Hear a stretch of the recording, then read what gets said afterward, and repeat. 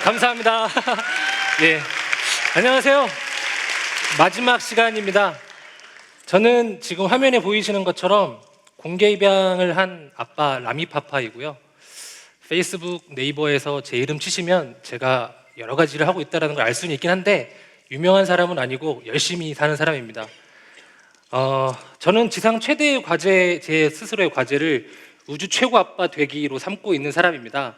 근데 이 이야기가 단지 아이들의 아빠로서 우주 최고가 되겠다라는 1차원적인 포부만은 아니고요.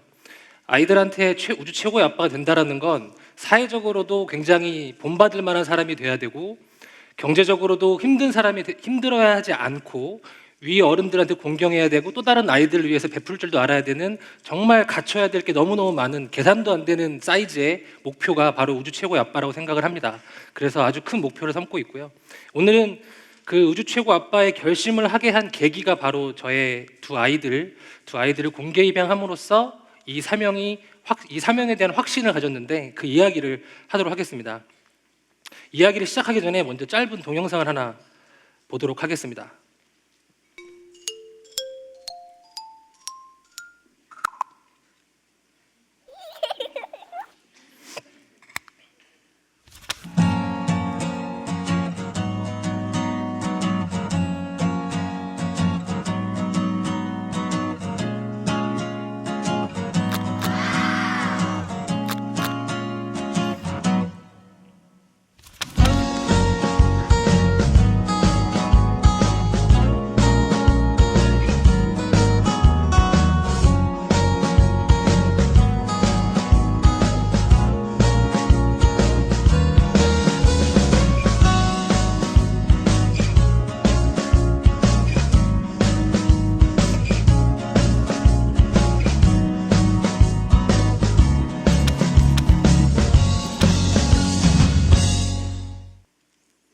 네, 박수 감사합니다. 이 1분짜리 동영상은 바로 어제 어린이날을 맞이해서 저희 가족이 피크닉을 간 걸 찍은 사진을 가지고 요즘 그 동영상 만들어주는 유명한 사이트를 이용해서 만든 동영상인데요. 이 동영상을 보여드린 이유는 오늘 발표의 거의 주제하고 일맥상통한다고 볼 수 있을 것 같아요.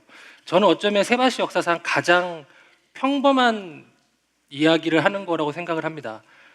입양이라는 단어가 주는 특별함이나 약간의 거리감, 이런 것들이 분명히 있을 거라고 생각이 드는데, 제가 이 세상을 바꾸는 시간이라는 곳에 나와서 세상을 바꾸고자 하는 제일 첫 번째는 그 입양이라는 단어가 주는 거리감을 줄이는 겁니다.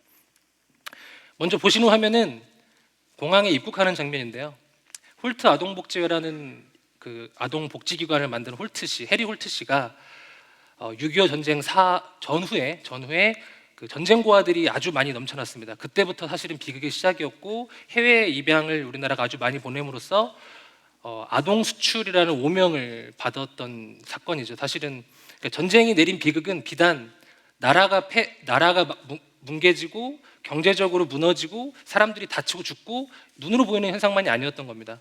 미래를 책임져야 될 아이들의 이런 비극이 있었는데, 이것을 해리 홀트 씨가 이 한국에 와서 그러한 아이들의 참담한 실정을 보시고, 이 아이들 중에 8명을, 눈에 밟혔던 8명을 데리고 전 세계가 공인한 최초의 해외 입양을 통해서 미국 공항에 입국하는 장면을 찍은 사진입니다.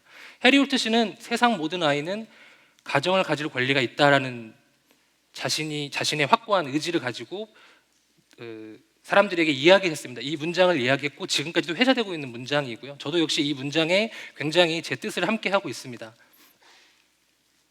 지금 보여드리는 숫자는 입양의 현황 정보인데, 이게 2012년 기준의 숫자인데 1880명이 작년에 국내외 합쳐서 입양이 된 아이들의 수에 해당합니다. 화살표가 내려가 있죠. 매해 흐를수록 전체 입양의 수가 줄고 있습니다. 전체 입양의 수가 줄고 있다는 얘기는 해석의 기준을 무엇을 두냐에 따라 다르긴 하겠지만, 그래도 전반적으로 봤을 때 입양해 준다라는 건 굉장히 좋은 일일 겁니다. 아이들이 원가정에서 잘 자랄 수 있는 사회가 되고 있다라는 반증이 될 수 있기 때문이죠. 그리고 1125라는 숫자는 그 중에 국내 입양된 아이의 숫자입니다. 화살표가 올라가 있죠. 입양은 전체적으로 줄고 있지만 그 입양 중에서 국내 입양의 수는 늘고 있습니다. 이거는 역시 좋은 의미의 숫자라고 볼 수 있습니다. 입양을 갈 수밖에 없는 아이들이 있다면 어쨌든 입양을 가야 되는데 그 아이들이 비행기 타고 고생해서 멀리 가지 않고 또 자라면서 당장 눈으로 보는 문화적 충격, 피부 색깔이 다른 것, 언어의 충격, 아주 많은 충격이 그 아이들에게는 엄청난 트라우마를 안기게 되는데 그런 최소한 그런 무지막지한 트라우마는 겪지 않을 수가 있습니다. 그리고 제가 이 자리에 서서 얘기하는 것처럼 공개 입양이라는 것이 점점 더 많이 알려지고 입양이라는 단어의 거리감이 줄어든다면 국내에 입양된 아이들은 아무렇지도 않게 본인이 입양된 아이건 친부모한테 생부모에서 나와서 길러진 아이건 똑같이 사랑하는 부모님 밑에서 자란 아이라는 생각을 한다면 자라는 데 있어서 아주 좋은 사회가 될 거라고 생각이 듭니다.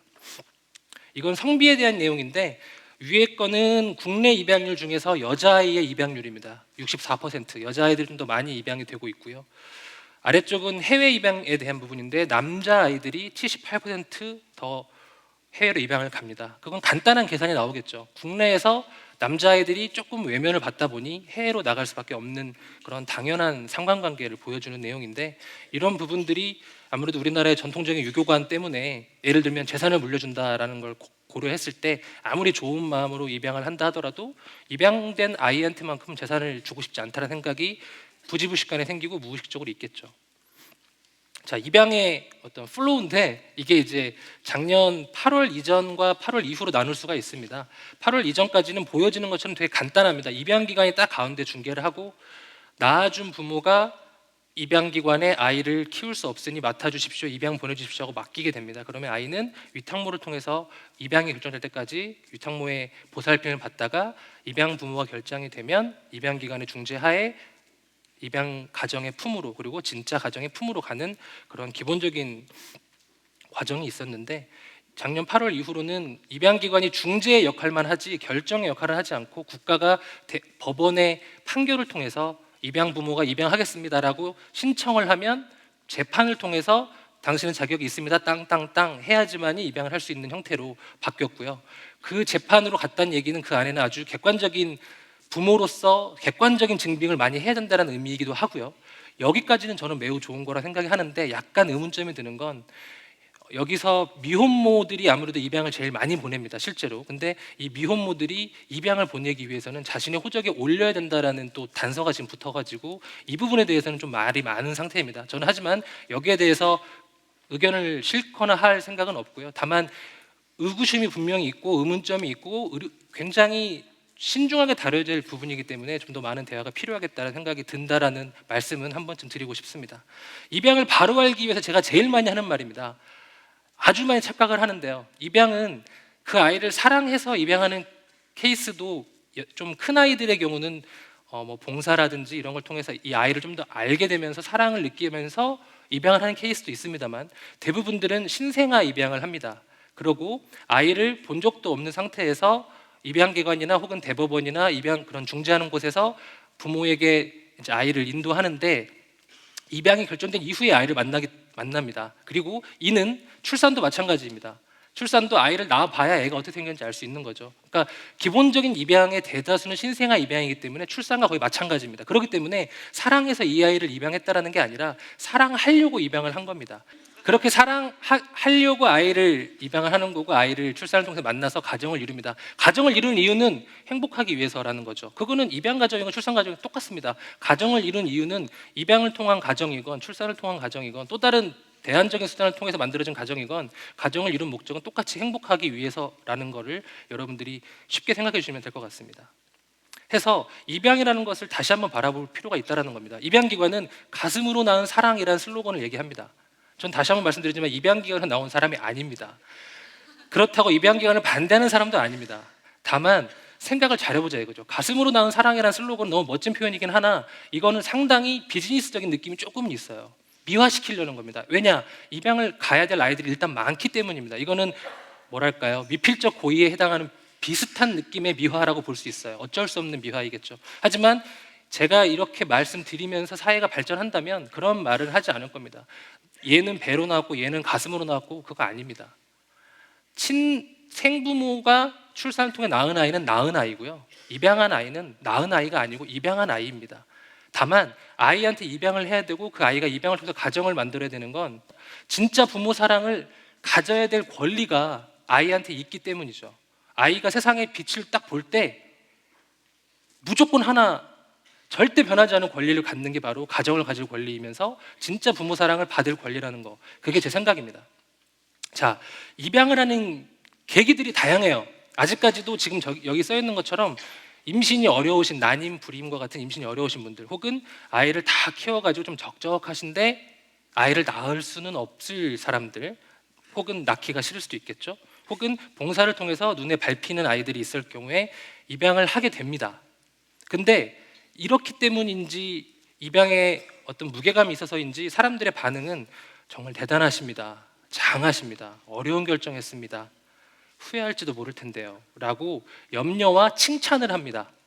하지만 아이를 갖고 가정을 꾸리는 건 염려받을 일이 아니고 칭찬받을 일이 아닙니다. 축하할 일이잖아요. 너무 단순한 얘기잖아요.